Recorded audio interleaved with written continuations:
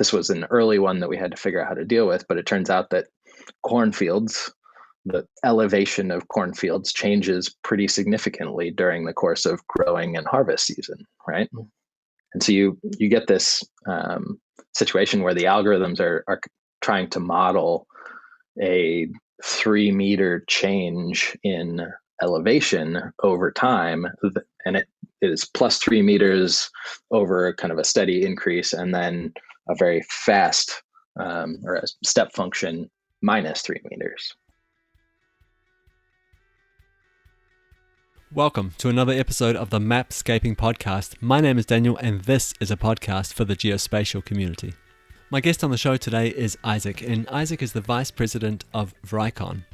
So the reason I invited Isaac on the show today is because Vricon is building the highest resolution, most accurate 3D surface model of Earth, and they're using satellite data to do this. So this in itself is nothing new, but Vricon's approach is really interesting, and Isaac's going to walk us through it step by step, how they do it today and what this might look like in the future. And just before we dive into the interview today, I want to give a big shout out to our sponsor, Hive Mapper. That's Hive as in Beehive, Mapper, and this is the platform that lets you upload video footage from a variety of different platforms. This could even come from your cell phone. So you can upload it to their platform and have it automatically converted into 3D geospatial layers. No need to georeference the imagery, no need to have any location meta tags in there. Just take it from your phone if you want, upload it to the cloud, and it's done for you. I think it's fascinating, and it's well worth checking out if you're interested. Okay, let's get into the interview. Hi, Isaac. Welcome to the podcast. Thanks for taking the time to do this.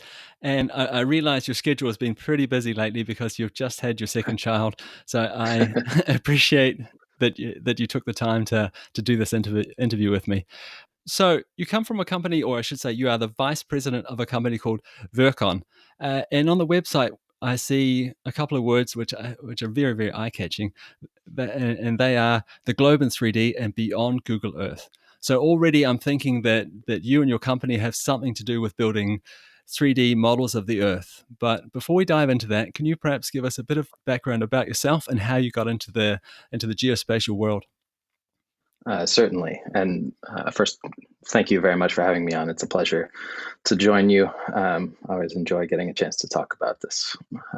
So my background is a little bit strange, and I've taken a path that I don't think many of my peers have. I actually started my career as a mechanical engineer building race cars. And it was only out of pure happenstance that I responded to a Craigslist ad one summer while I was in grad school looking for an intern who thought that Google Earth was the coolest thing since sliced bread, who knew how to build supercomputers, and was a photography nerd, of which I was only moderately a photography nerd. I had never really played around with Google Earth at the time, but I had been playing around with supercomputers since I was 15. So it just so happened responding to that Craigslist ad got me a job at one of the only startup companies in Portland, Oregon that was doing ISR related work for the Department of Defense.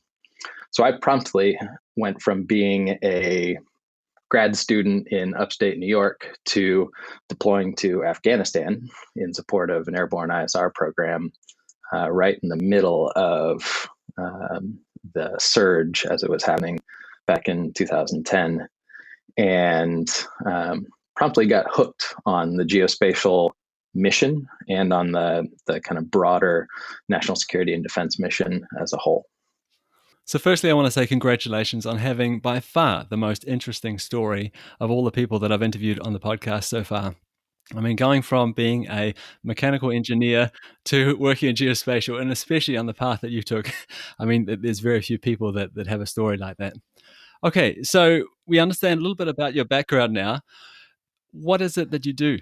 That's a great question. So I get asked that question on a daily basis, and I affectionately describe myself as being the vice president of stuff, because I play kind of an interesting in-between role where I spend the majority of my time bridging the gap between the end users and our ultimate customers, along with the kind of procurers navigating the bureaucracy of a lot of the large government and commercial organizations that we do from a business standpoint, but then also managing the direct interaction and shaping of our product development path and our strategy.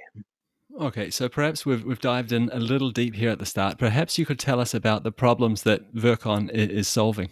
Sure, that's probably a good place to start. So the one sentence description of what we're trying to do here at Vricon is ultimately we're trying to build the highest resolution, most accurate 3D map of the face of the planet, and then enable new uses for 3D geospatial content across a broad set of different industry verticals. Okay, so if we take the first bit of that sentence, we're trying to build the most accurate 3D model of the planet in the world. Okay, how are you doing that? What data are you using? Where is it coming from? What's the process look like? Sure. So we're a little bit of an interesting company to begin with. We are only 4.5 years old at this point in time, but we are the product of a joint venture between two very large companies. So you can think of the two of them as investors in us. The first one is a company called Saab. Many of you are familiar with their cars, but in fact, they are a relatively large industrial organization from Sweden that does everything from building fighter jets and shoulder-fired rockets for the United States military to building submarines and pretty much everything in between.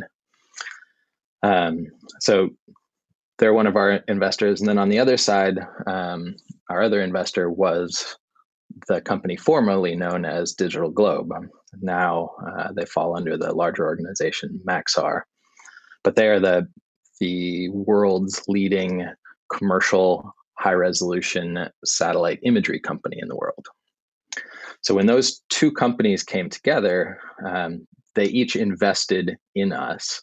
On the one hand, Saab invested a technology stack out of their portfolio and some intellectual property focused on very large scale automated image processing, and particularly multi-view 3D reconstruction.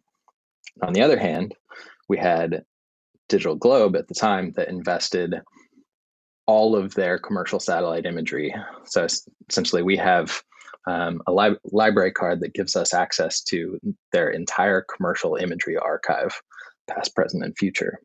Today, that archive sits at right around 100 petabytes and growing very quickly, worth of the most accurate, highest resolution commercial satellite imagery that's available.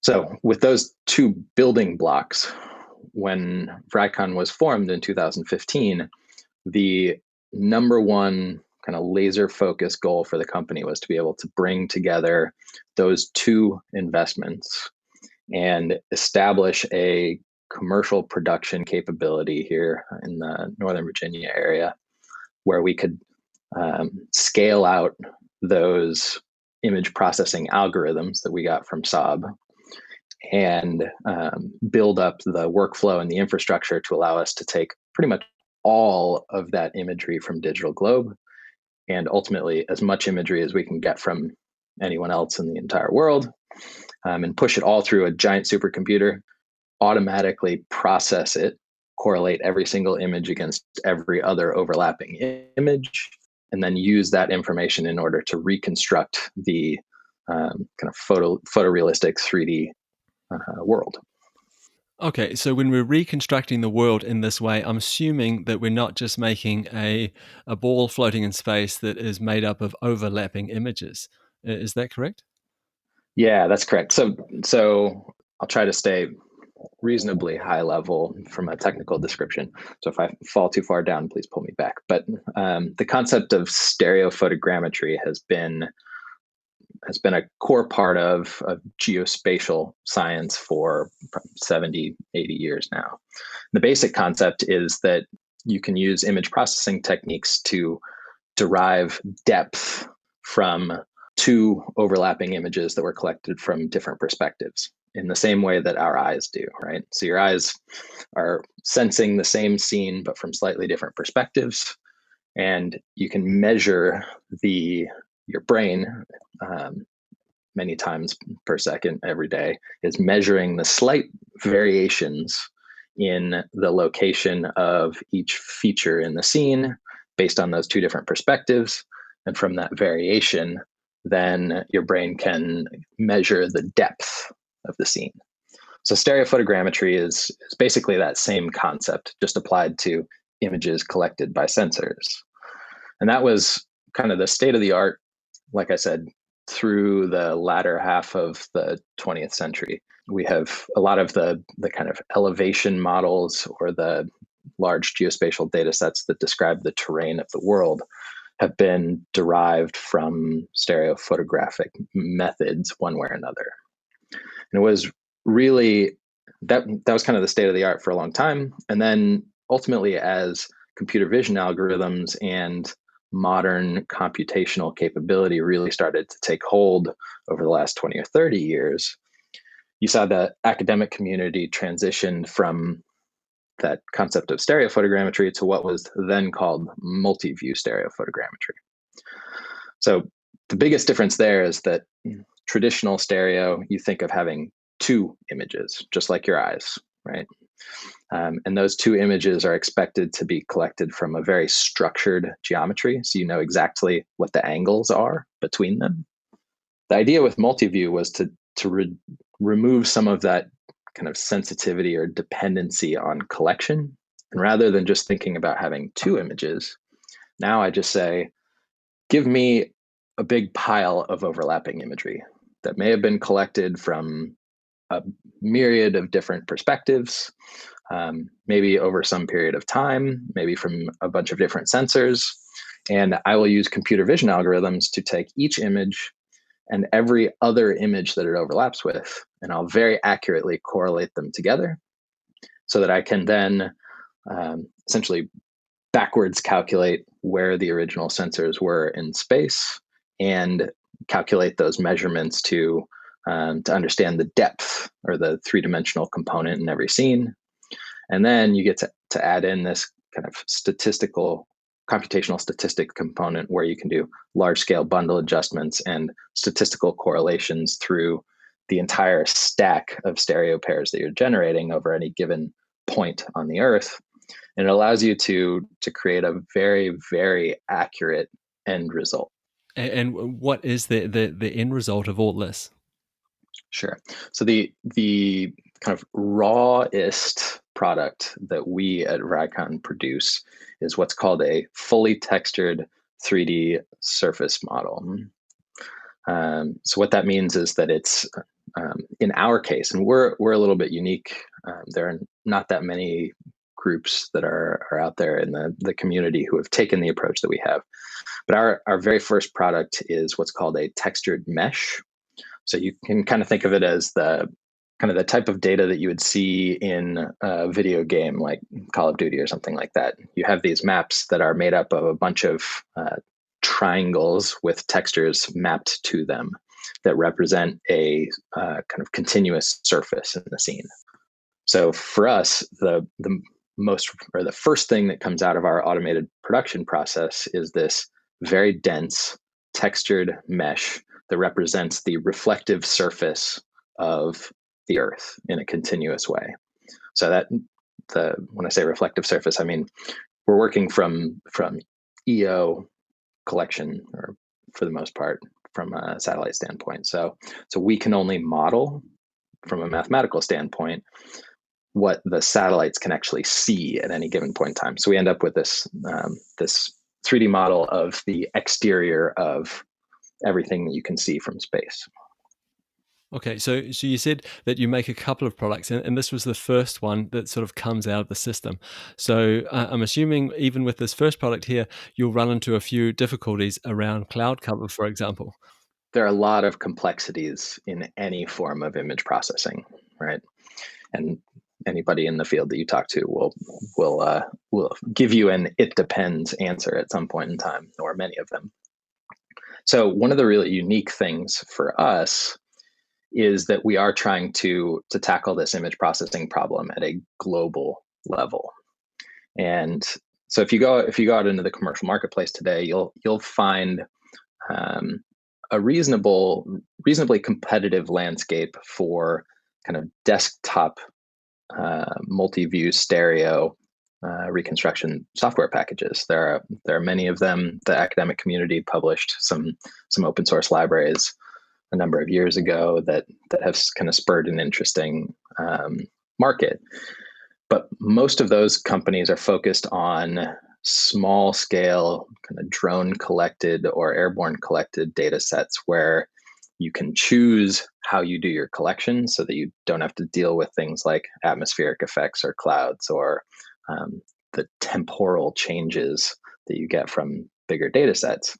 So we're really kind of unique in the marketplace in that we actually have access to this massive amount of satellite imagery, which has forced us, it's both given us the opportunity and also forced us to develop our algorithms and our workflows to be able to address some of these really kind of complex challenges that come down to the fact that environmental effects are hard, clouds are hard, and the Earth is a really complex place. So clouds, it turns out, are not the hardest problem that we typically face. We have implemented kind of a pre-processing step in our overall workflow where we can go through and pretty accurately mask out all of the actual cloud pixels using an automated algorithm. The place where it gets a little bit more challenging with clouds is actually the shadows that come from clouds. Because when you start wanting to be able to use the pixels from these images to actually texture this 3D model, so to add the image information to it, and you're doing these really complex composites of a number of different images, trying to separate out the shadows or the areas that have been shadowed from areas that are not shadowed, so you get a nice kind of clean color balanced texture, is a pretty hard problem. But when it comes to the 3D reconstruction side of things, the biggest problems that we see without a doubt are water. Most people who do work in the geospatial world who have ever dealt with kind of geospatial data processing will usually point to water as really one of their biggest challenges. And that's just because it's really, really complex and it moves. So when we're talking about wanting to build a 3D model of an entire country where you have, say, a 10-meter tidal shift from one coast on the western side to the coast on the eastern side, plus you have river networks that change elevation by hundreds, if not thousands of meters across the entire terrain of the country, and trying to figure out how to automatically be able to model all of that complexity into kind of a finished static product is a perpetually challenging problem for us. And you touched on a little bit there as well, like you are doing this at a global scale, and of course that this data or these data sets, these data products that you are making, I'm assuming they need to be maintained. They're not a static thing at all. So we don't just, I'm assuming you don't just create one model and say, that's it, we're done. I'm assuming this process needs to be repeated on perhaps a daily, weekly, or monthly cycle. Yeah, that's, I mean, probably the second most common question that I get from customers and users comes down to, okay, well, what's the update schedule? What's the update rate? And this is one of those really kind of tough questions when you start to think about it. So our goal number one is to go out and build a foundational data set for the planet. And it's really, it has taken 10 years worth of collection for satellite, for digital globe, to get an archive worth of imagery that has even enabled us to push towards that vision. And the reality is that even though we have access to all their imagery and we have relationships with many of the other commercial satellite providers that are out there, we use their imagery as well. The reality is that we don't control collection And when it comes to the question of how frequently are things updated, we are completely at the mercy of when new data becomes available when we're talking about this kind of large commercial production scale. So we've taken a few different approaches to thinking about how updates occur. So on the one hand, you can say, well, most of the collection that occurs on a daily basis is driven by priorities set by the biggest customers of these commercial satellite companies, which means that most of the data being collected is to satisfy either national security or national security concerns or problems dealing with kind of economically important questions, right? So they're taking pictures of areas where people are for the most part, or areas where we're concerned from a national security standpoint, which actually satisfies a lot of the need when it comes to updates, because it's not a question of updating the entire planet on a daily basis. Um, Maybe someday that will be something that we can talk about, but today that still counts as the computationally expensive to the point of not really being tractable. But you can start thinking about trying to identify the places that are meaningful to update. And that's one of the biggest areas of focus for us in the near future and with a couple of our customers is looking at, can we be smart about how we identify areas in our model where meaningful change is occurring, and then start coordinating, tasking, and updating, whether it be from satellites or whether it be from other sensors that may be available, so airborne or drone collected sensors, and really just have a mathematical framework that allows us to register any of that new content into this foundational model and fuse it all together. So, yeah, so I'm imagining change detection would be a big part of what you're doing in terms of figuring out what areas need to be updated. So, where has change happened? How do you do that? I'm assuming you have some algorithm running against the backlog of these images, or perhaps against the model, and then comparing it to new images that are coming in when new data becomes available, and say, well, is this a change? And then I guess figuring out whether it's a meaningful change. This must be difficult.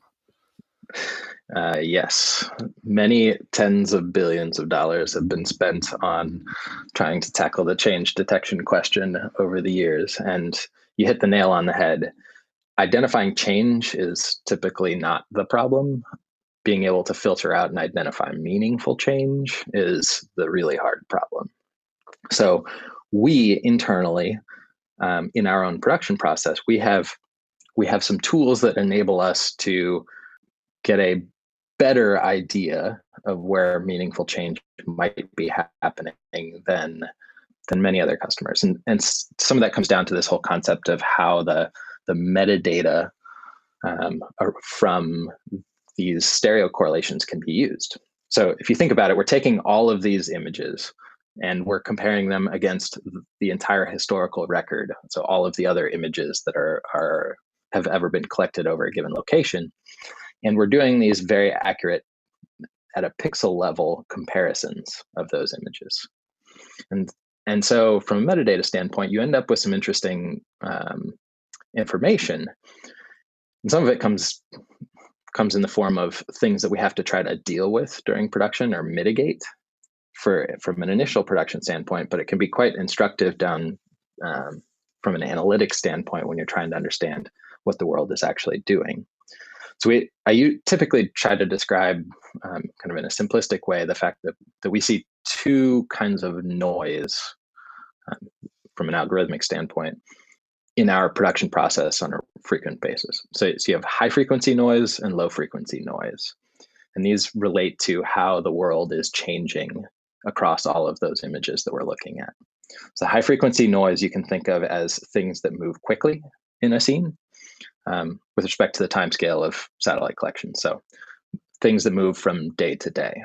So if you look at 3D models that we've built of Washington, D.C., for example, where I live, you can zoom down and you can see the 395 freeway, and there will be no cars on our 3D model of the freeway. And the reason is because it's not because there were no cars on the freeway when the images were collected. It's because there were cars on the freeway every day in every image that was collected, but they were different cars in slightly different locations. So when you try to match a car or a pixel that represents part of a car from one image to all of those other images that we're comparing it against, there's essentially zero correlation. So the algorithm says, this is high frequency noise. This thing doesn't really belong. It's not part of the static scene. So I'm going to choose to remove it from the finished model. The other type of noise that we tend to see is more of a low frequency noise. And this you can think of as things that change slowly over time. And so these are the types of meaningful changes that are probably more interesting for the most part in most use cases, at least when it comes to geospatial mapping. So these are things that can range all the way from, say, something as simple as agricultural fields. So this was an early one that we had to figure out how to deal with, but it turns out that cornfields, the elevation of cornfields changes pretty significantly during the course of growing and harvest season, right? And so you get this situation where the algorithms are trying to model a 3-meter change in elevation over time, and it is plus 3 meters over kind of a steady increase, and then a very fast or a step function minus 3 meters. And so that can create some kind of confusion from the algorithm standpoint. We've had to figure out ways to essentially identify that these are crop fields and apply more of an optimized algorithm for that scenario. But you can also think about buildings being built, right? So if you have, if you're trying to build cities in China, this is a particularly acute problem where you have new skyscrapers that are getting built over the course of 6 months. And so you may have we may have satellite images where in the first image that we're using, there's just a hole in the ground. And in the newest image that we're using in our model, there's an entirely new skyscraper there. And the rest of the images represent something in between that, kind of internal to our process, that ends up as this kind of correlation curve where you have lower correlation as you move up the building for all intents and purposes, because maybe the ground areas are represented in all the images and the top of the building is only in one image. So you have this curve of the correlation of these stereo pairs that says, I'm really confident that the ground is here. And I am not at all confident that the top of the building is here. And there's this confidence, there's everything else is somewhere in between. So from a kind of keeping a scalable production environment, that's a tough challenge that we have to figure out how to address, because obviously we want to be able to represent the building as best we can. But from a change detection perspective, that sort of correlation metadata gives us some really interesting indicators to look for. And with all that being said, I will also include the fact that in order to really get to the vision that we're trying to execute on, we completely recognize that we need to be able to leverage other remotely sensed data and other phenomenologies as inputs into this kind of larger view of the world in order to have any chance of really kind of getting a meaningful change detection capability that can inform our both production and also the customer's collection strategies. I'm really pleased that you mentioned those other sensors, or the idea that you'd like to include them at some stage, because I want to talk about that towards the end of the interview. But for right now, I think you've done an amazing job of taking us on a journey here. You know, what is it you're doing? How are you doing it? What are the problems you're facing, and how you're solving them? So I really appreciate that. But I'd like to shift gears a little bit and talk about the use cases for this, because I think by now the listeners understand that you're building this incredible data set, this incredibly accurate and updated model of the world. What are people using it for? Yeah, that's the more fun part, at least for me. So it's really interesting. When I first actually, and I joined before the company was even the company. So I've been with it from before current its current life. And it was amazing, even internally inside of the company for the first couple of years. We would sit around our tables trying to strategize about how to go to market and how to get customer adoption. And one of the questions that I would always ask is, why 3D? Because in our own internal discussions, it just seemed so like such a no-brainer. This is clearly everybody must need this if you look at it. And it's one of 3D geospatial data is one of these very kind of visceral things. So if you start looking at a place and really start exploring the world and understanding that you're kind of, I am being immersed in a part of the world that I never thought that I could see in this way. It's one of these things where if you're a geospatial person, it's a no-brainer. But translating that into customer requirements and specific use cases was challenging up front. And so that question of why 3D, what is it? What is the requirement that actually drives the transition from 2D or kind of traditional mapping techniques into the third dimension? And ultimately, if I want to boil all of the answers down to the simplest one that we have come up with and that has really kind of taken hold amongst all of our customers, the answer is accuracy, right? So the reality is, if we all look outside of our windows right now, we have to acknowledge that we live in a three-dimensional world, right? And for those of us who live in urban areas, that third dimension is a critical component of our daily lives.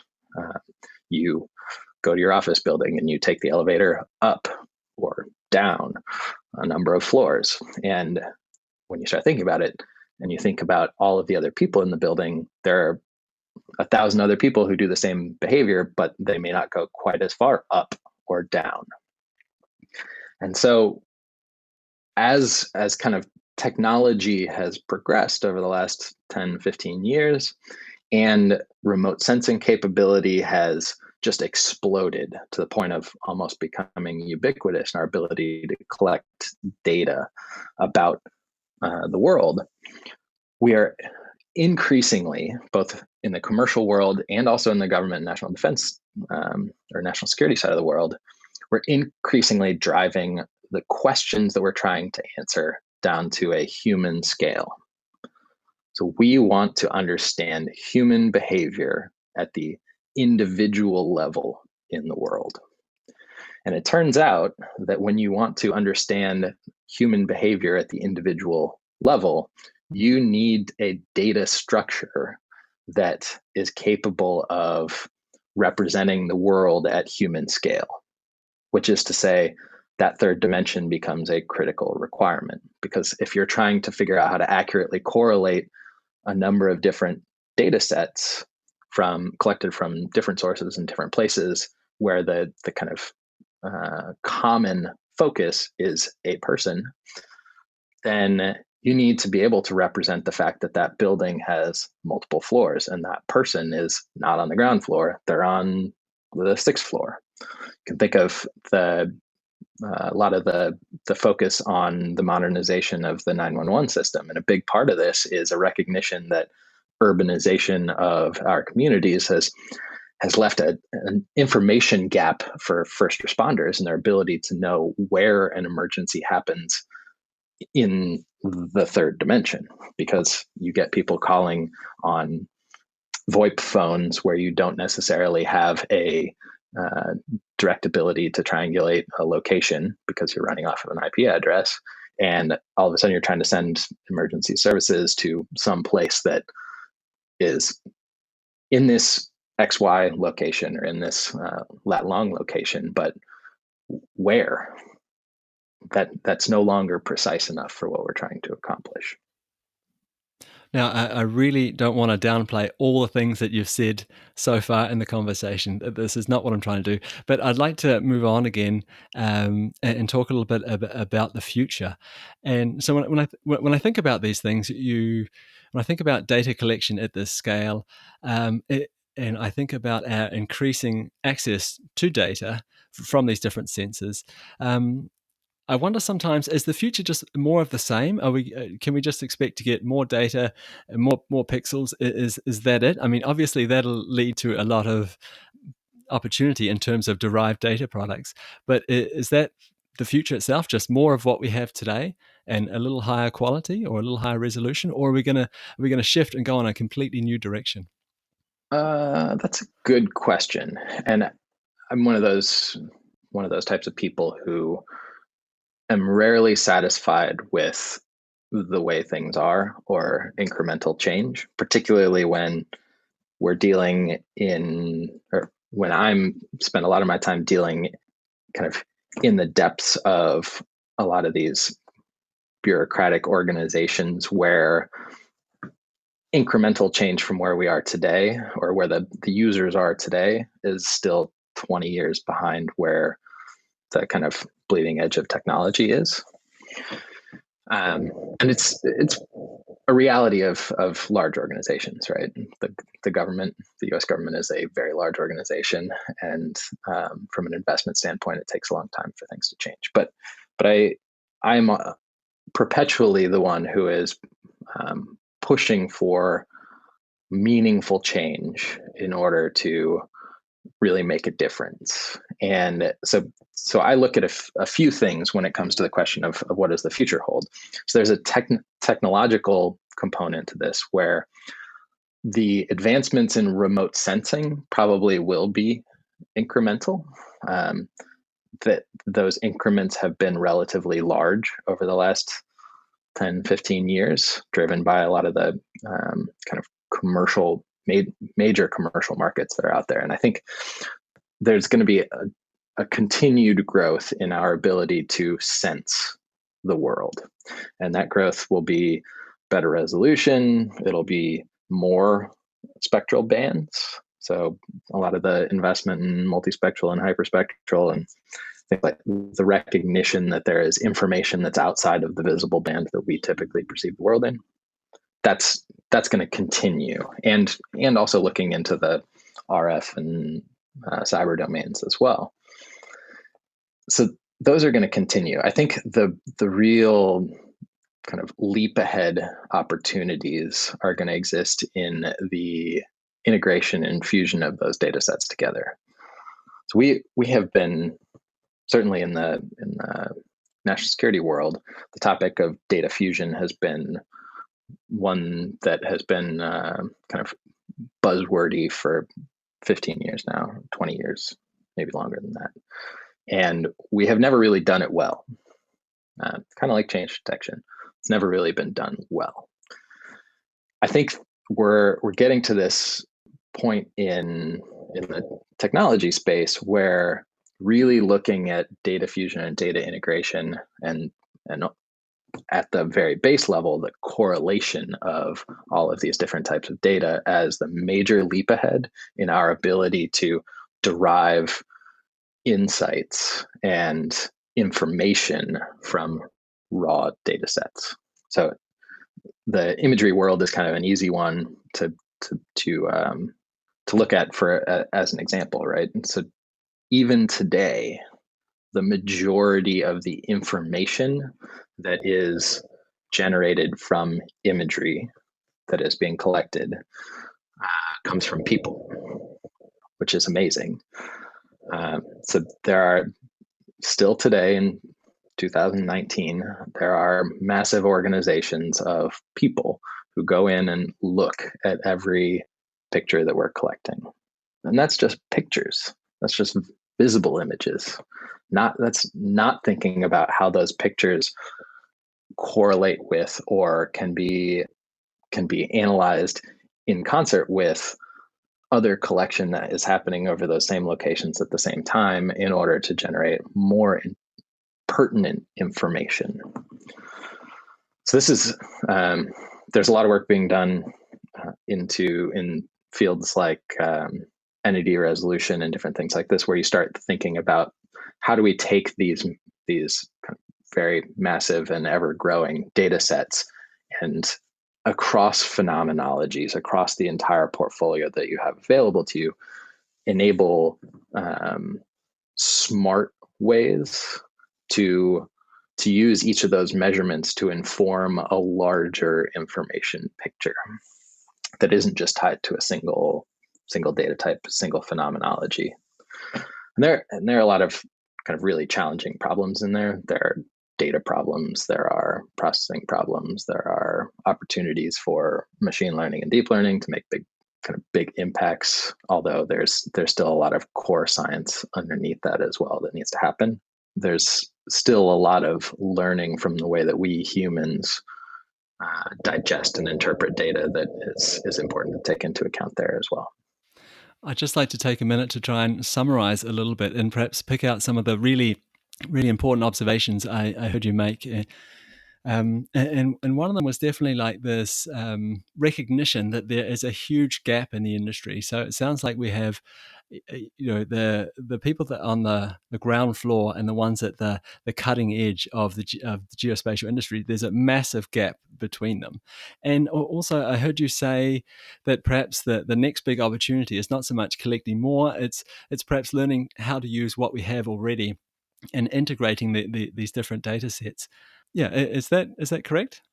Yeah, I think so. I'll expand upon both of those points just a little bit. So the first point, as far as the gap that exists, I I actually think it's a gap between not just the geospatial people on the ground floor, but it's a gap between everybody, all of the users, and the people who are on the kind of cutting edge of the geospatial world. This and so I have spent the last several years supporting the United States Geospatial Intelligence Foundation. And one of the biggest kind of educational and policy level topics and discussions that we have is that geospatial as a discipline is pretty niche still. Even geography is pretty niche.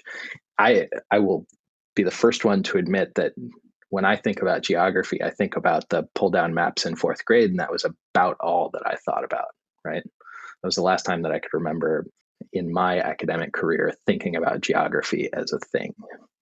But the reality is that every single person in our country and in the developed world is a user of geospatial technology, and they just don't know it or don't have a language to describe it.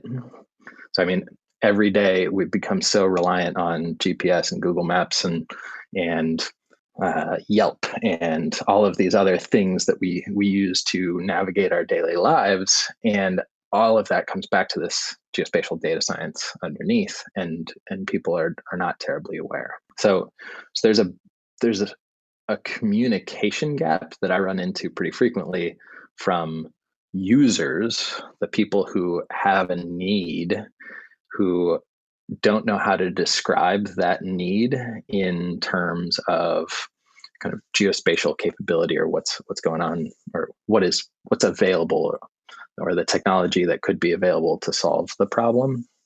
And so that's a big component of that gap. And then obviously there are kind of bureaucratic and organizational components to that gap as well, as far as friction to bringing new capabilities, new technologies, new data, new enterprise architectures in order to be able to deliver some of these things. So that, I think, that gap is really critical, and it's a pretty massive gap, it turns out, which provides good opportunity, right? Oh, now I have completely lost the second point. The second point was around the opportunity, perhaps not being creating more data, but perhaps being better at Perfect. using the data we have, integrating that data. Yes, absolutely. And that one, I think, hits the nail on the head. So Vricon as a company is a shining case study and example to demonstrate that there is massive opportunity in figuring out how to use existing data sets in better ways, right? So our entire business plan and our business strategy was built around the fact that this data has been collected and it's sitting in data centers and in archives around the world. And if we figure out a smart way to be able to bring it in, process it in a unique way, and generate additional derived information, we can create massive value on top of what has already been collected or what will already be collected. Isaac, this has been a truly enlightening and fascinating conversation for me. I really appreciate you taking the time to teach us all a little bit more about what you do and the geospatial industry in general and your part of it. So that's been fantastic. But before I let you go, can you just let the listeners know where they can go to learn more about you and perhaps follow along with your work, or perhaps where they could go to reach out to you if they have questions? Absolutely. So first off, thank you very much for giving me an opportunity to come on. This is one of those things where you can probably tell I'm reasonably passionate about what I do, and I thoroughly enjoy getting an opportunity to share with the world.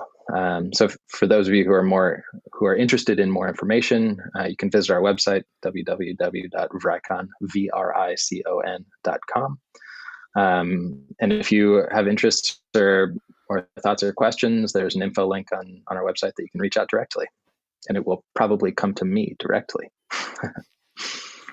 Isaac, thank you so much for taking the time. It's much appreciated. Absolutely. It was my pleasure. Thanks again to our generous sponsors, Hivemapper. Not only do they help make this podcast possible, but they have created this amazing platform which lets you upload video data and have it automatically converted into 3D geospatial layers. So that all sounds very simple, but you might be wondering, well, where do I get that data from?